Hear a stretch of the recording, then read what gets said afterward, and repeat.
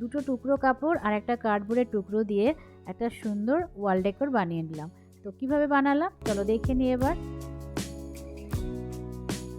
তো প্রথমে কার্ডবোর্ডের জন্য আমি দেখো এরকম একটা ফ্রাইং প্যানের বক্স ছিল, সেটাকে নিয়েছি। তো সেটাকে আমাকে রাউন্ড শেপ হিসেবে আগে কেটে নিতে হবে। তো রাউন্ড শেপের জন্য আমি একটা প্লেটের সাহায্য নেব। তো দেখো প্লেট নিয়ে আমি একটা রাউন্ড শেপ কেটে নিচ্ছি। দেখো আমি কাঁচি দিয়ে কেটে নিচ্ছি, তোমরা চাইলে কাটার দিয়েও কেটে নিতে পারো। তো দেখো একটা রাউন্ড শেপ তৈরি হয়ে গেল।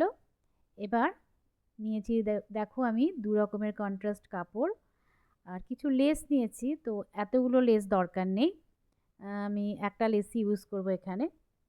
তো আমি প্রথমে দেখো এই যে পিঙ্ক কালারের কাপড়টা কেটে নিচ্ছি, নিয়ে এরকম রাউন্ড শেপ করে কেটে নিলাম। তো একটু মানে যে কার্ডবোর্ডের থেকে একটুখানি বড় রেখেছি কাপড়টা, দেখতেই পাইলে।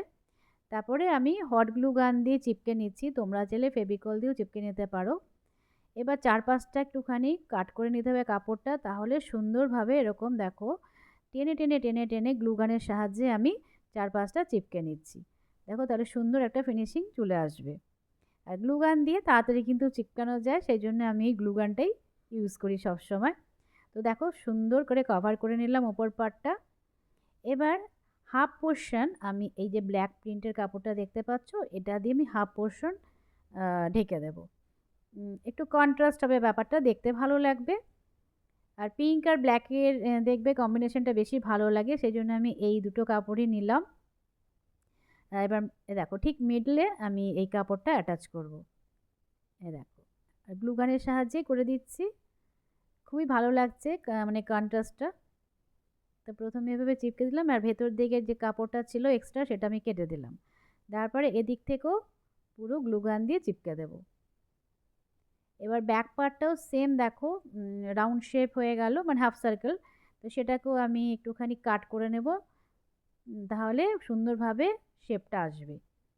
ঠিক আছে, তো এটা গ্লু গানের সাহায্যে একটু কাপড়টাকে কি বলো তো চেপে চেপে একটু টেনে টেনে চিপকে দেবে, তাহলে সুন্দর ফিনিশিংটা আসবে।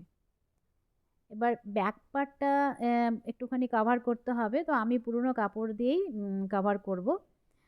বা তোমরা চাইলে সেম এরকম কার্ডবোর্ড পিস আর একটা আটকে দিলেও হয়ে যাবে। তো আমি এই কাপড়টা একটা পুরনো কাপড় ছিল সেটাকে চিপকে দেব, তাহলে ফিনিশিংটা দেখতে ভালো লাগবে পেছন দিকটা আর কি। তো এই দেখো এরকম রাউন্ড শেপ কেটে নিলাম।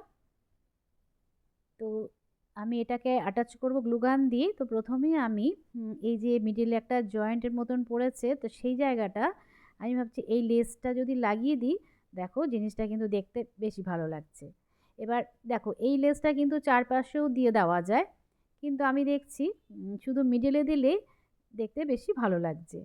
এই দেখো এটা আমি গ্লু গান দিয়ে একদম চিপকে দিলাম, একদম সিম্পল অথচ দেখতে কিন্তু ভীষণ ভালো লাগছে। তো এরকম দেখো সার্কেল করে করে বিভিন্ন রকম শেপের, ধরো এর থেকে একটু ছোটো বা এর থেকে আর একটু বড়ো, এরকম 4-5টা করেও কিন্তু ওয়ালে এরকম লাগিয়ে দিলে কিন্তু ভীষণ ভালো লাগবে, মানে ওয়াল ডেকোর হিসাবে। তো ব্যাক পার্টটা দেখো আমি এই কাপড়টা দিয়ে চিপকে দিলাম, তো পুরো কিন্তু কমপ্লিট হয়ে গেল। কত সুন্দর লাগছে। আমি জাস্ট একটাই আজকে তোমাদের সাথে শেয়ার করলাম, তোমরা কিন্তু চাইলে এরকম বললাম যে 4-5টা করে ওয়ালে সাজিয়ে দিতে পারবে। তো এটা একটা প্রসেস আর কি। এবার হ্যাং করার জন্য তোমরা পেছনে লুপ মতন লাগিয়ে দিতে পারো। আমি তো ওই যে তোমার ডাবল সাইডের টেপ লাগিয়ে দেব।